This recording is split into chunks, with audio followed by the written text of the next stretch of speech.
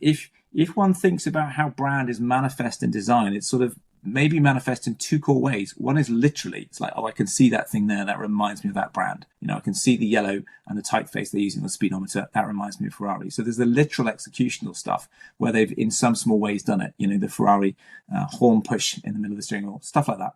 It's literally there. But in terms of the actual identity of the interior, it's nowhere near. Now, okay, the identity needed to move in some respect, but not only has it moved away from being quite clearly a Ferrari, it's also moved away from being a luxury artifact. It's moved away from being something which is about performance and the visceral nature of that. And if you like, the crazy extrovert, Italianate nature of what Ferrari is as well. So in terms of identity, I don't really understand why they've not sought to understand what that was, to use what it is, and to sort of go for a sort of, Apple-like anodyne thing.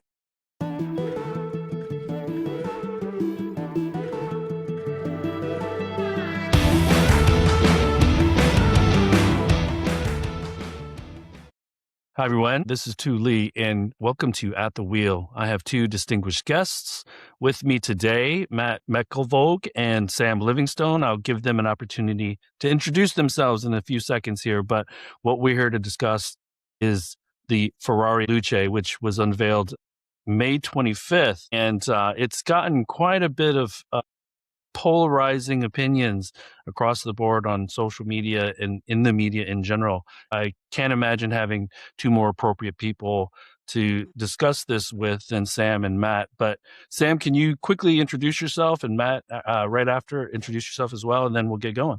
Yeah, of course. Thanks, too. My name is Sam. I run a practice called Car Design Research. We're a consultancy that works in the field of design research. You won't be surprised to know. For the design groups of maybe half the world's car companies out there, and we do an awful lot of work with them, looking at their future strategy, but also what the emergent trends are in many different areas. So I've got my head in car design very thoroughly. Matt McElvogue, so president at Teague, we're a design consultancy. We work across a bunch of different industries, so aviation, defense, space, automotive, and advanced tech, so things like robotics and whatnot. Celebrating our 100th year of operations this year, and independent, pretty cool. And, in automotive, we do everything from sort of forward-looking strategy to interior design to, specific sort of asks that we get involved with, kind of skunkworks style with the OEMs in the US mainly.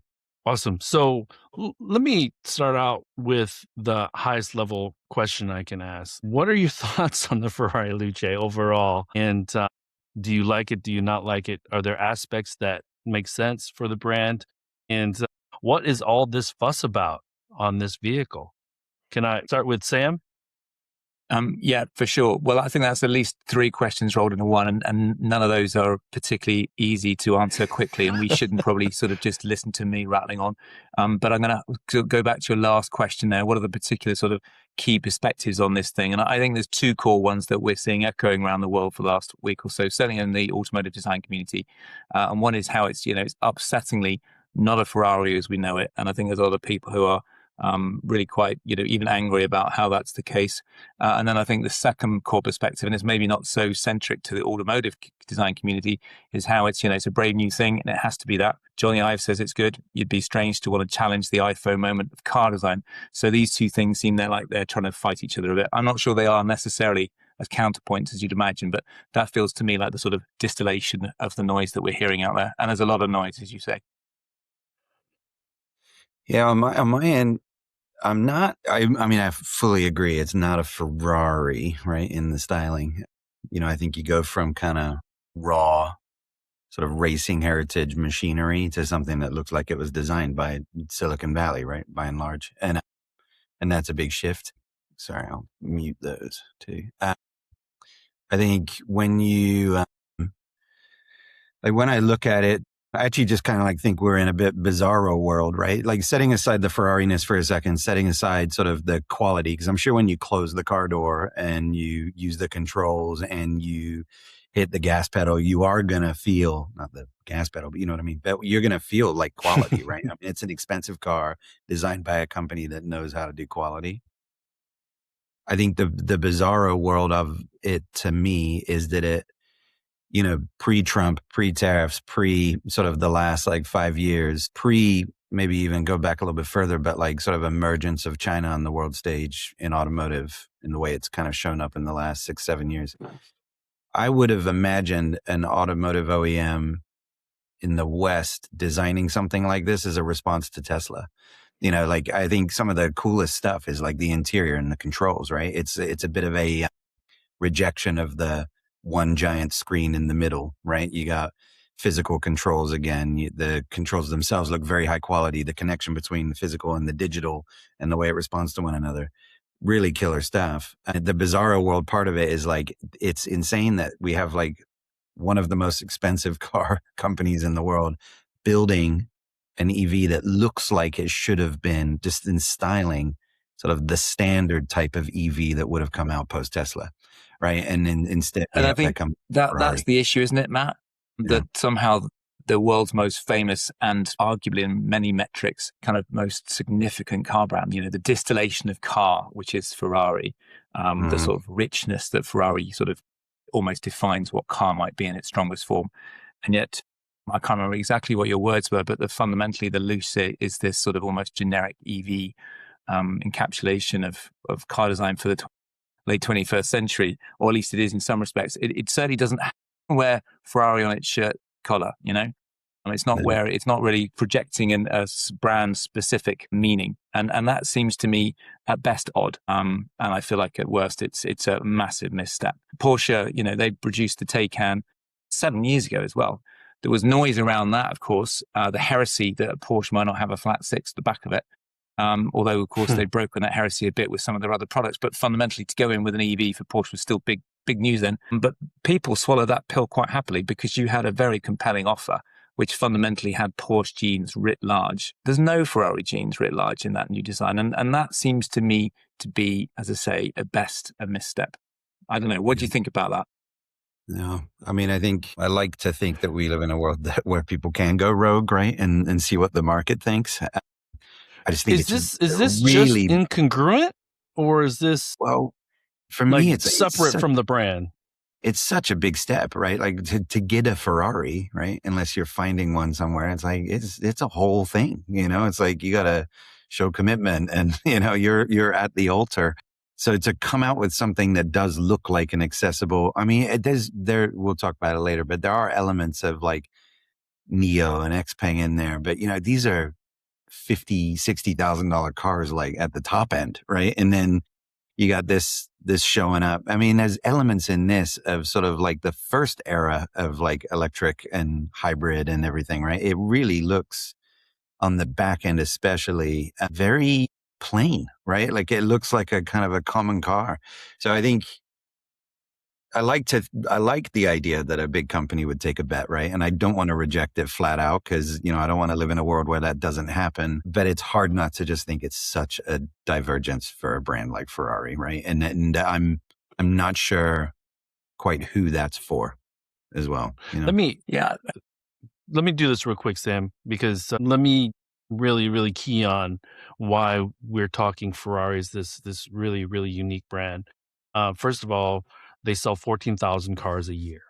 Toyota sells that many in about 10 hours. And they're worth more than Honda, Stellantis, Volkswagen Group, Ford currently. And that was after their shares were down 8% after this vehicle was announced. They fit into this luxury scarcity segment of the market where there are a few brands that live in that space. And I'm taking a lot of this information from the Acquired episode that was recently dropped about Ferrari.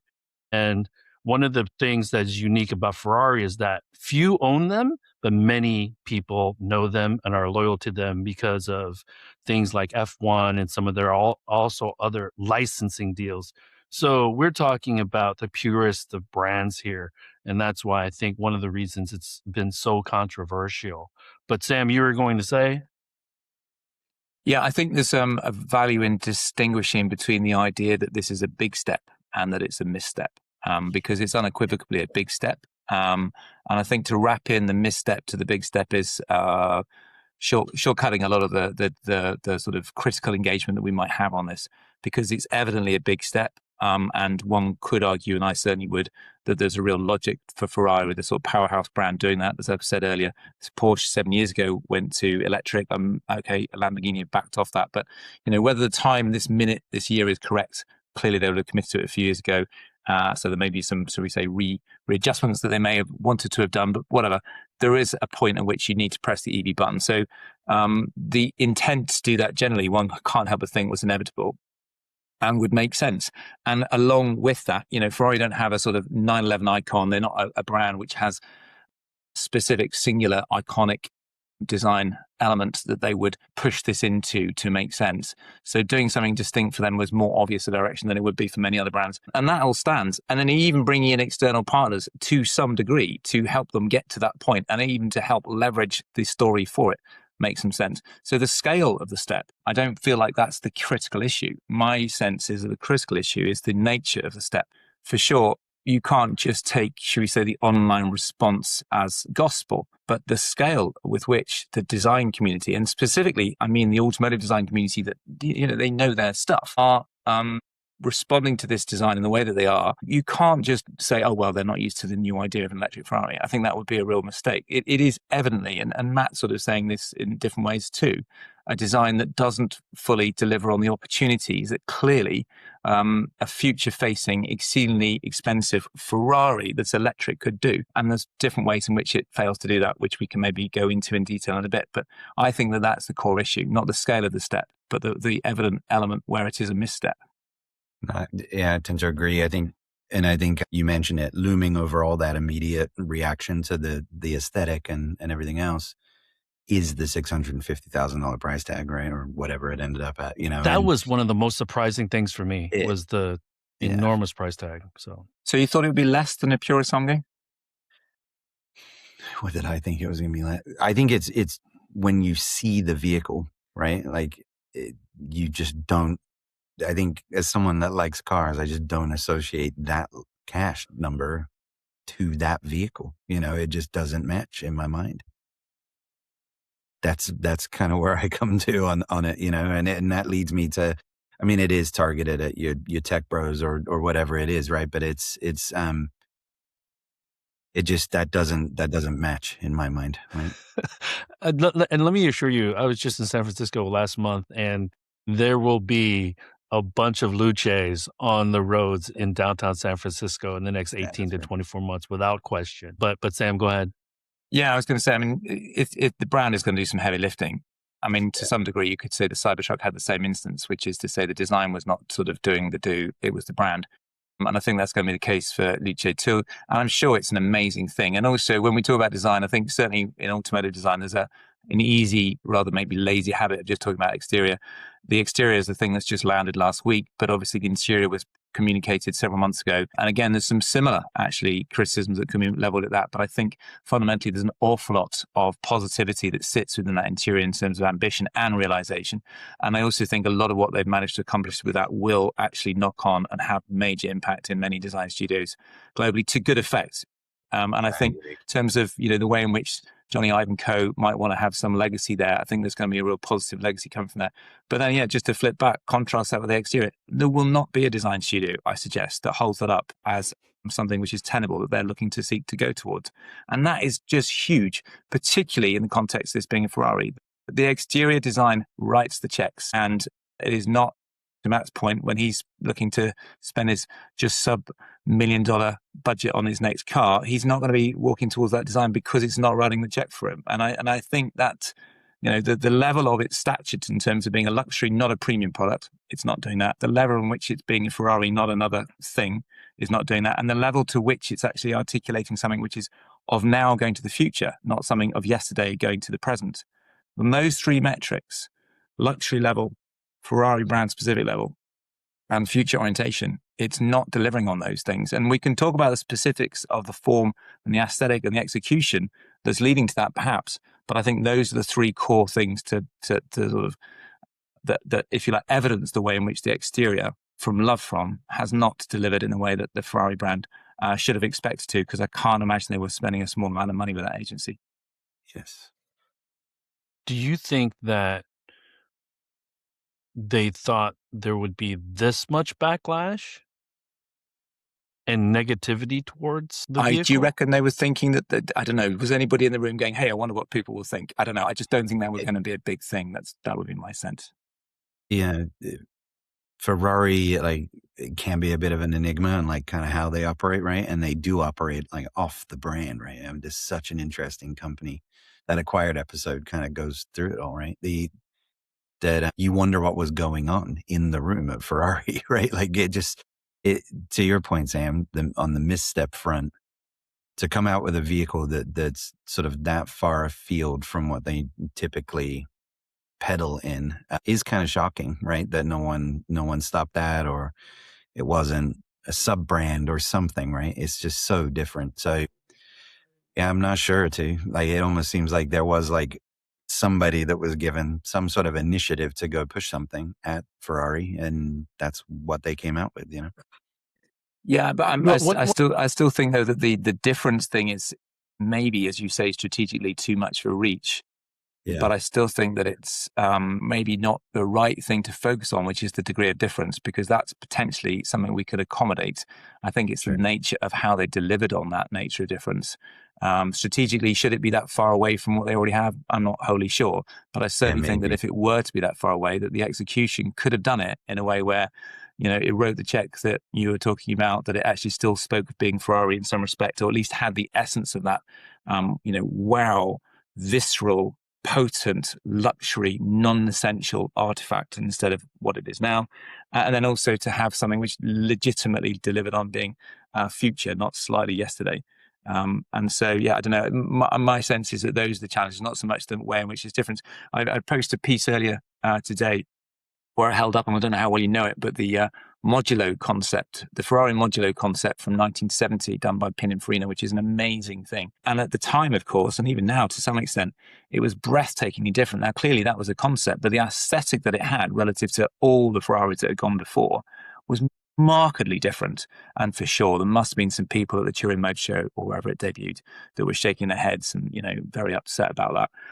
And time has obviously weathered, that view will have moved on. But certainly today, when you look back at it, it's still breathtakingly different. But people are behind it. It's got a Ferrari-ness to it. It certainly delivers on all the brand's sort of core attributes, but it's breathtakingly different and future-orientated. And I feel like that holds up something which the Luce should be, but isn't. And maybe we shouldn't just dwell on this aspect, and maybe it's my fault for returning to it. But that's what it fails on, I think. Yeah, it's the execution and the modular, it's still got sex appeal, right? Like, looks aggressive, and then you got the Luce.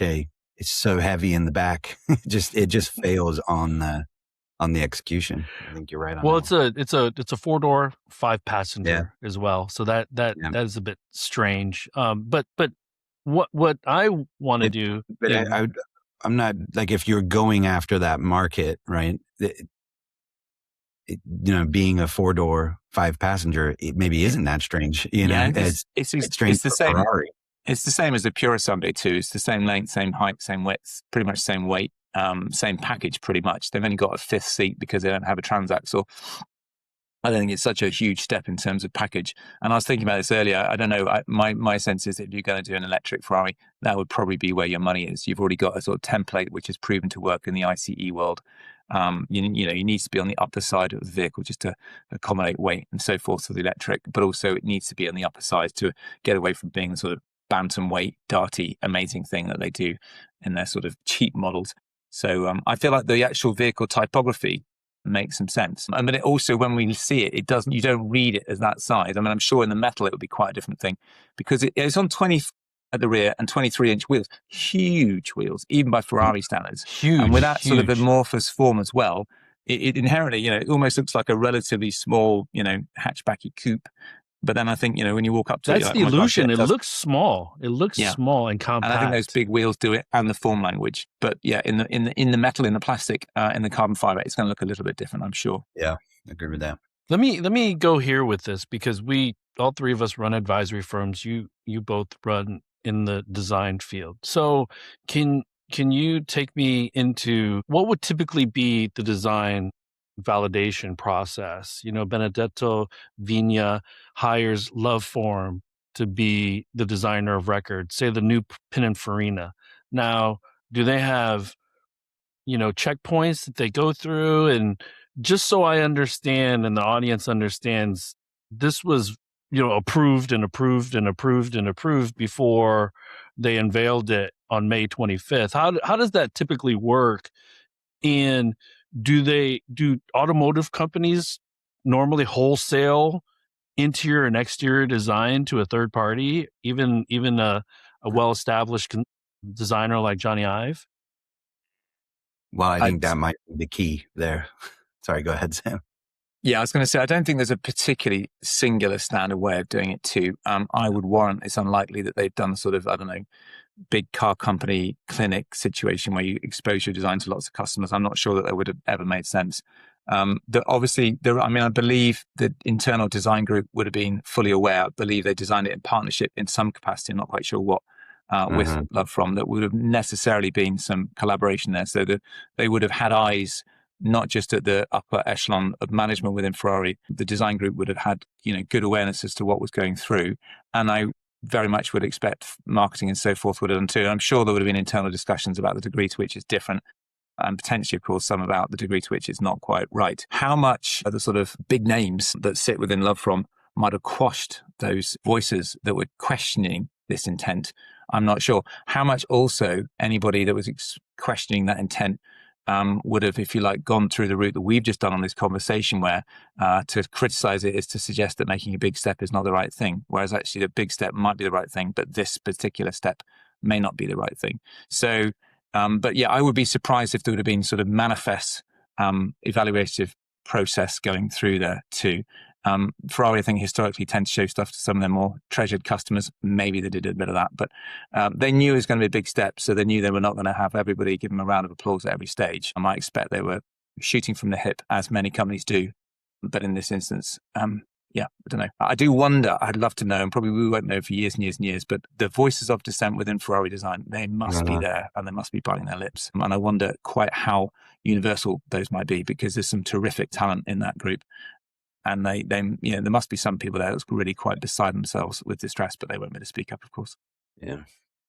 I was actually surprised that Luca Montemazzello maybe didn't get a sneak peek before looking at it for the first time, because he was very, very, very negative.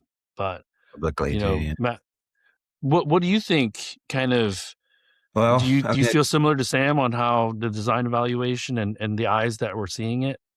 Yeah, agreed that like they had to have known, right? And there had to have been eyes on it, and it would have been a collaboration. I think that it is different if you engage like a Love From versus like a Teague or even like a Pininfarina, whoever, right? Like I think there are groups you engage where you're engaging the company, and there are talents within the company, but you're kind of like the way they have to sort of convince and argue through a set of steps, even at the level they're engaged, right? Like, there are premium kind of important moves for a company.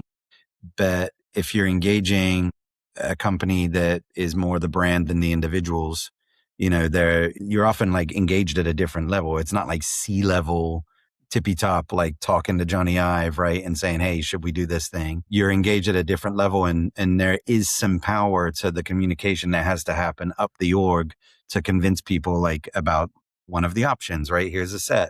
We're going to winnow down. We're going to move forward with this one. We're going to develop it. We're going to get it in front of the market in some capacity to evaluate it. I do think there can be sort of a orbit of sort of confusion around, or there's a better term for it, but it's essentially around some of these big names, whether they intend it or not. There can be an orbit around them that does quash things without them even being like intentional around quashing things, right? So Johnny I've seen him speak and stuff. Lovely man, right? Like he would never operate that way, but it can happen without even realizing it. Like when a legend kind of walks in the room and says, hey, here's my idea. So that's a tricky thing to kind of get past. And you wonder if it happened here a little bit, right? Yeah. But And I don't know, too, it's for you to dictate, but I'm wondering also whether we pivot a bit to talk about the interior, because there's a lot in there which is so strong and so positive. Yes. I don't think universally so, because you could argue that some of what we're talking about with the exterior and the way it doesn't necessarily speak of being Ferrari, the way that it doesn't actually necessarily move on some things in a future-facing direction you'd imagine, and the way it doesn't actually, if you like, carry to luxury instead of just being at a premium. I think those three things still stand for the interior to an extent, but Agreed. there's also some elements that they've brought through into the interior which have been sadly lacking in any other automotive space. And the fact that they've wholly embraced the sort of technology and the nature of what that enables, with the luxury of high price point and what that affords to your design flexibility or your design options.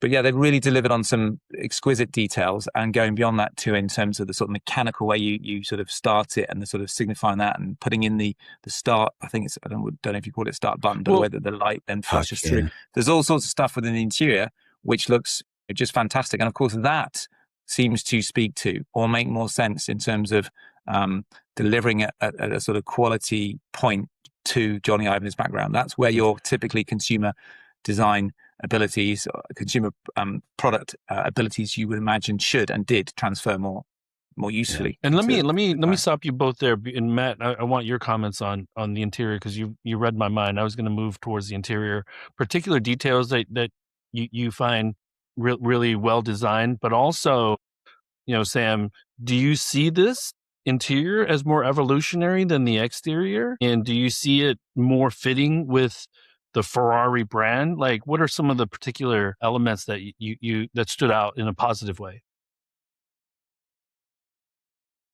Matt, you should chip in, I think, with a first response, maybe.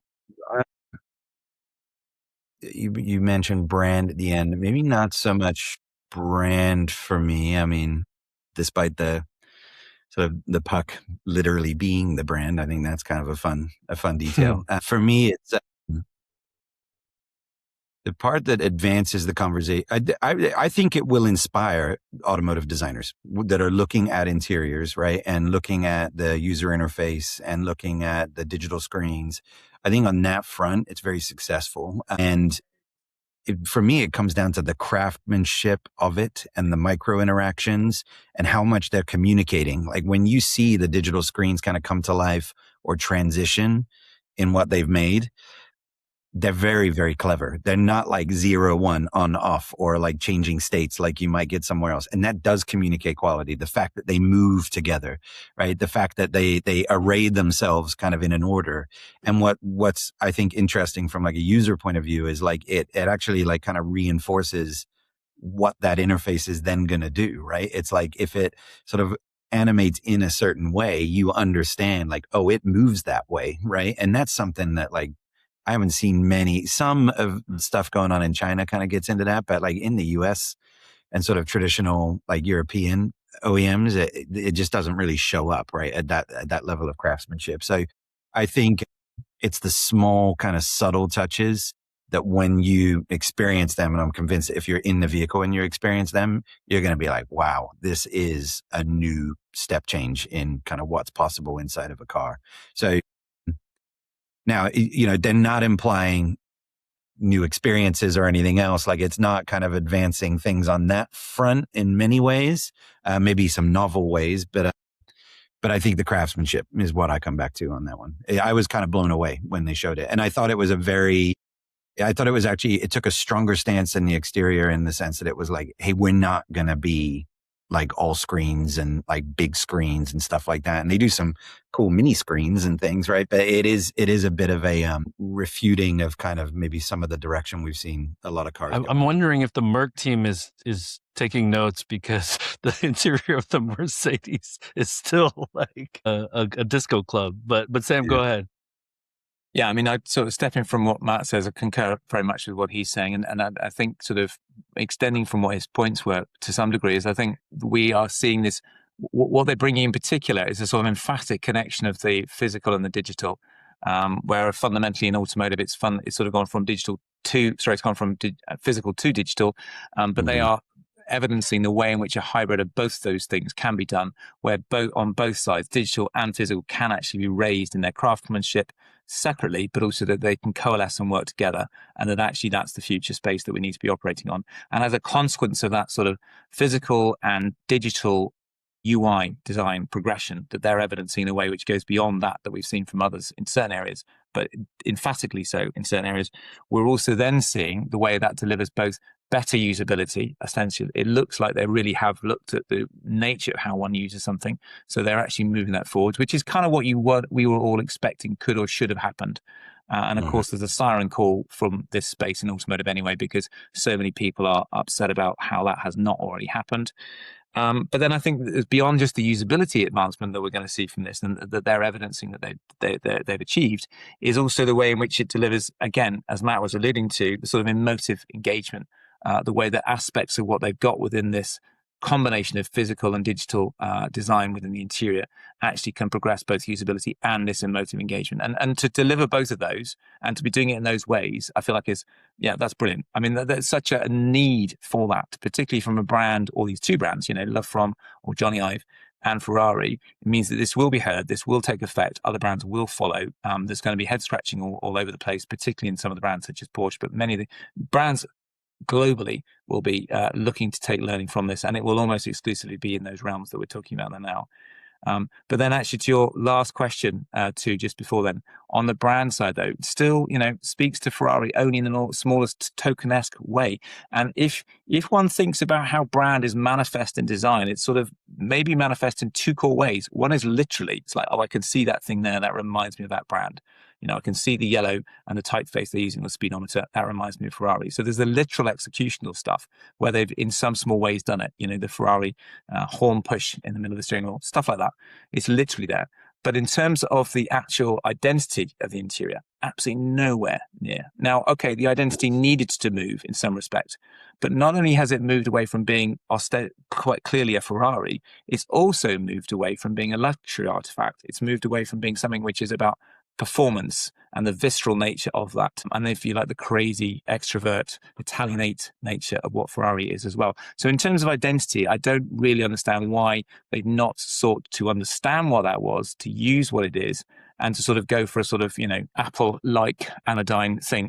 And the internet is awash with people that just quickly show you exactly what that design looks like when you mini it, or whether you stick it in a Nissan or whatever. And to be honest, it works always. Yeah. And if it does work in all ways, and it seems to, it fails on the front of actually delivering for the specific client of theirs. So not getting that, so that feels like such a disappointment to have that. But there's a lot of value and learning and positivity in that interior too. Why do we think that it's taking, why is Johnny so good at interaction design, and why haven't more automotive OEMs really taken on this?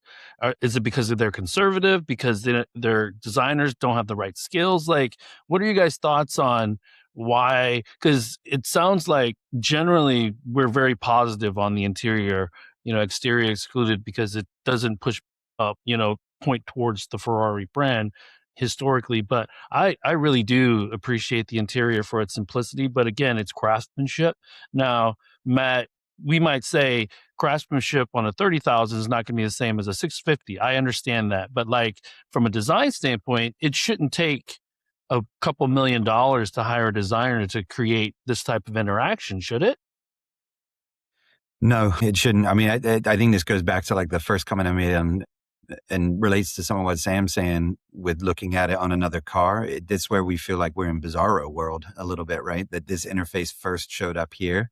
Like I could see this in like a Slate concept video, right? Or some bubbly entry level car, right? And it making sense. Now, I do think there are a bunch of things that stop that from happening. I think I don't know what's running that thing, but it is running at like a bajillion frames per second. It looks super smooth, right? And, some of the tech that we have in our vehicles right now, it's not hyper capable in that sense. It's kind of like in-flight entertainment on the back of like an airplane seat, right? It's like, they're not set up and primed, because it is expensive to deliver on like that sort of micro interaction and that kind of craft moment, right? Because you do have to do things smoothly and all this. Well, it's got to be running on the latest Snapdragon silicon. So you wonder, right? Like what it's kind of running on. And then I think like in the US, there has always been, there's amazing talent there on the digital interface side, but they've always wrestled with, and it's I think it's true in other places too, but it's like, you're trying to attract people that are on the coasts that are at a FANG company making what they make, and you're saying, hey, come over here and work for us in our software group. And it is just like kind of two different worlds, right? They're catching up in that way. And then I think the last thing is like, it's the OEMs, sorry for my very US centric view here, but Sam, you can expand on it. They have struggled with a bit of an identity crisis around like the in-car interfaces over the last, 10, 15 years, right? There's CarPlay, right, coming in, and it's like, and I feel like some brands kind of gave up the ghost to CarPlay, and consumers were like, oh, sweet, it's got my phone on it, like that just works, right? And I can play my music and all that kind of stuff. And then there was that puts me in my comfortable spot right away. Yeah, I don't have to try and learn anything new. It's right there. And then, some of the brands have been trying to claw that back. And when you get their interface instead, or you get like sort of a Franken interface when you get in your car where, in my Bronco, right? Like I have a newer Bronco that, the instrument panel looks the way it does. And then the IFE kind of looks a completely different way, and then yet looks a completely other way when CarPlay finally catches up and connects, right? So, or the car catches up and connects with CarPlay, not sure. But, it's been a muddled space, right? Where there hasn't been, I think, like kind of clear ownership in the sense that these guys are going after it, right? They've clearly aligned the physical interior and the digital interior, to Sam's point, and combine the two. When I put the puck in and I turn the car on, right, the top of the shifter glows the yellow color. Like the yellow color kind of pulls my eye through the experience. And then as the instrument panel activates and everything wipes in and settles, the yellow's there again to indicate, okay, now I'm over here. They're not anywhere near that, right, on the most of the OEMs. So I think it is a bit of the sort of the silos showing within the companies. And then I think there is some kind of messiness just from the digital heritage of the last 10, 15 years that's kind of showing up for us. Yeah, and there's no way I would ever wish to contradict anything that Matt's just said. I would suggest, he qualified some of what he said with sort of maybe a North American market perspective. I think the Chinese have got a different situation. Yes, but what's lacking maybe in both instances is certainly, I think, in some of the Chinese organizations anyway, is clarity of a sort of strategy. UX design strategy just doesn't exist. There's no clear sense of purpose. It's still a sort of, a shop, department store full of everything shoved into your face, and normally delivered by a talented team who are overstretched and normally not as empowered as they should be. And I think not being massively empowered, being overstretched with resources, and fundamentally not being clear about your strategic intent, your purpose, your singular brand vision for UX. And my God, I would suggest I struggle to think of any brands that have really got that set, and yet kind of all of them should have. Without that, it means that you've just got an awful lot of noise happening in many of these places, and they're all desperately trying to sort out some of the issues that Matt's alluding to with this Bronco. And as a consequence, of course, nobody's delivering in a way that they have done here. And, you can imagine that with this, the budgets wouldn't have been small. You're bringing love from Johnny Ive in. They're going to have to make sure this sort of stuff sings. And my sense is it's not rocket science in terms of the creative ideas that sit within here. And that's not, I shouldn't be trying to slight them. I think there's some really good ideas here, but I don't know if any of them actually sort of blow our minds, reinvent the wheel, totally sort of sit beyond any form of expectation. They're just fundamentally well done, well thought through, exquisite, stepping beyond, making the next incremental step, doing things thoroughly in a manifest way that we've never seen. And it's really laudable for that. It'd be great to think that it was less laudable because others were doing such a good job also. But of course, this sits in a sort of desert of a context, which is the shame.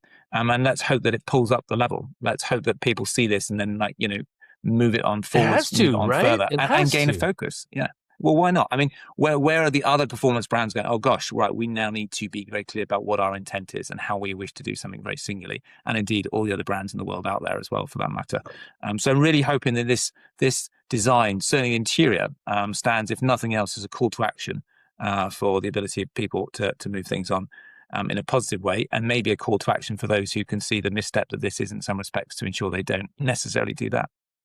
Yeah, and I think to your point, there are some things in there that they can be super proud of and build on, like for the brand, right? Like when you see that instrument panel come alive and you see all the variations of all of the dials that you can kind of flick between and the different kind of clock state and everything, I'm like, man, I can see that showing up in other Ferraris, right? It looks performant. It looks like you can get in the kind of mode you want to get in to see the vehicle behaving the way you want it to behave and check on it and everything else. So there's some awesome stuff in there that I think they can hang their hat on and grow. Yeah, from. and I think, and some of that stuff, if I'm not mistaken as well, instead of it sort of just going, hey, the whole cabin's red because you're in a hurry, and then stays that way, I think that some of the mode selections just sort of bumps up and it flows through like you're describing, but then it fades back out again. Yeah. So there's definitely some nuance and subtlety that sits there, and that seems fantastic. A lot of the stuff that we see that's ostensibly leading in sort of a comparable way within automotive interiors tends to remain shock and awe all the way through. And you can't help but think that the customer in the showroom might be impressed with it, and maybe even some of the journalists that are borrowing the car quite enjoy it. But that once the vehicles are owned, they sit quite steady state. So it does look like a lot of the sort of animated, alive, nuanced stuff that we see within this vehicle have lasting power for the user experience, in a more long-term way. So yeah, really great to see so much of what we see there. And as well, of course, to your point earlier, Matt, the craftsmanship. I mean, clearly this is a luxury product. They can deliver on this, but the way in which it does look like money was spent getting those switches just so. I'm kind of looking forward to being in there and doing some twisting and touching and moving around of some of the elements, because I'm fairly sure the haptic experience is going to deliver something really rather fine for something that's so tech-centric. Yeah. And, like you said, that might carry them through a bit, right? Like, if you're in the car, you're experiencing that, and then you pull away and the car feels great, right? And it's the sound of it and the ride feel, suspension, you may all of a sudden go, okay, I understand the price, or I'm understanding some of that price now. I think another one brought up is interesting, Sam. It's, and the Chinese automotive companies are going to have to come the other way too, but it is that sort of like digital density and the cultural difference between like the West and the East when it comes to digital density.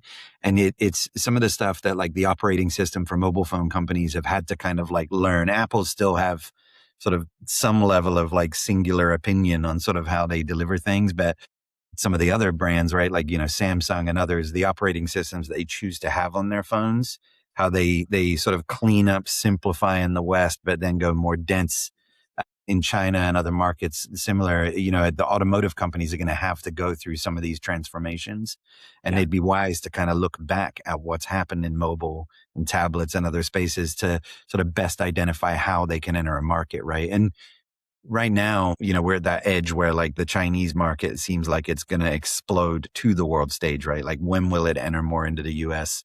Already entering strongly into Europe, right? But it'll be interesting to see how the digital interfaces adapt for different sensibilities as well, I think. Yeah, for sure. Yeah. The one thing that I think is really important to continue to note is that Apple is a unique entity on the tech side, consumer product side, just because they own the hardware and the software. When we talk about other handset makers, they're usually using some other operating system and Frankensteining their hardware to work with different firmware, different operating systems, different apps. And so Apple is a control freak when it comes to really creating that UX between hardware and software and integrating all that to create this amazing sticky experience. But, one of the things that I wanted to kind of talk about before we end this conversation is, do you think there was a little bit of seeing the struggles that Porsche now has in the China market? And that's one of the reasons they decided to go so extreme, because, the U7, the Xiaomi U7 can perform just as well, and the SU7 can perform just as well acceleration wise and performance wise with any Porsche pretty much nowadays. Is that something that Ferrari, you think, needed to do to go out there to stay in front and be this premium luxury brand? Because performance numbers alone aren't going to really separate them anymore.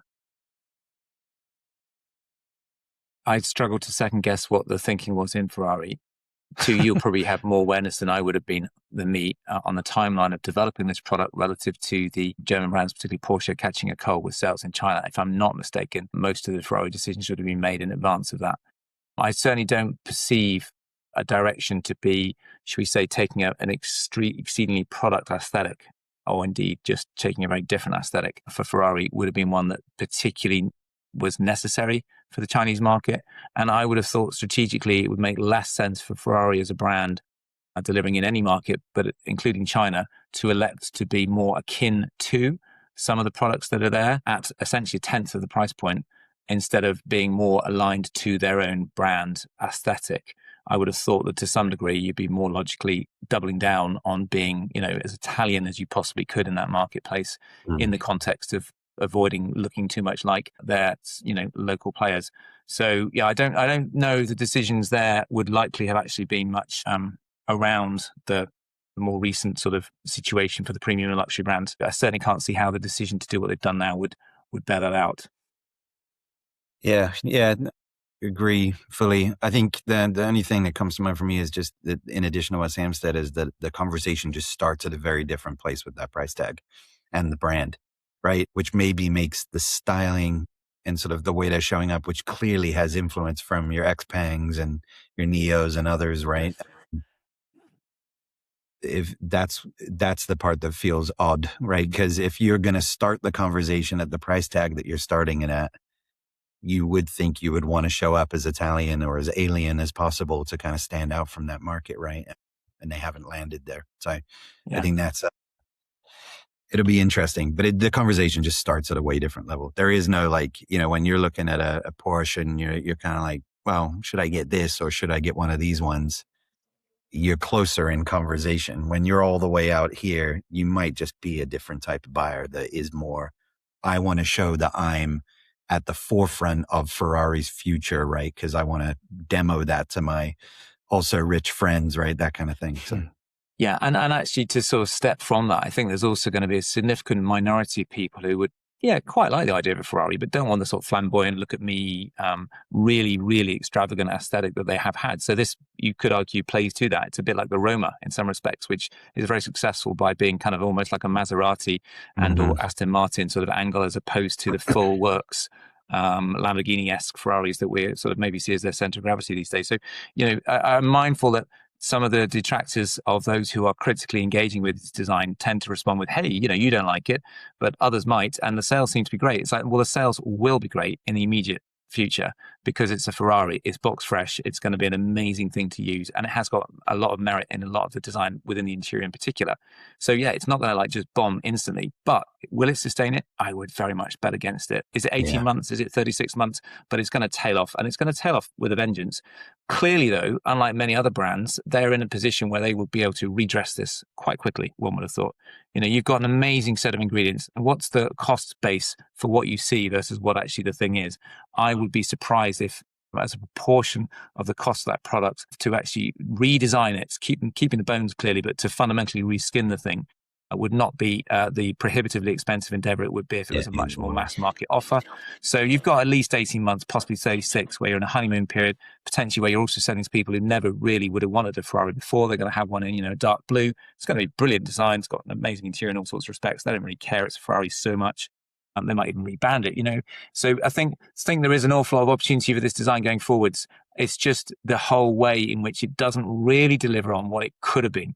And I think that's the real sort of sore point for me as a car head. And I feel like that's maybe the sore point for many people out there too. It's not really delivering on something that's properly future, properly at the races and leading and showing us what an electric Ferrari could be. Because it's going to be an amazing thing, but it just doesn't look like it is an amazing thing. Yeah. And Sam, just to build on that a little bit, it's a soapbox I've been on lately. It's when Johnny Ive does something in the design side, and I'm a broader designer, right, than just automotive, you can't help but be like, man, he's responsible for a broader view of design, capital D design here, right? So when it's not successful, you are a little bit like, man, come on, right?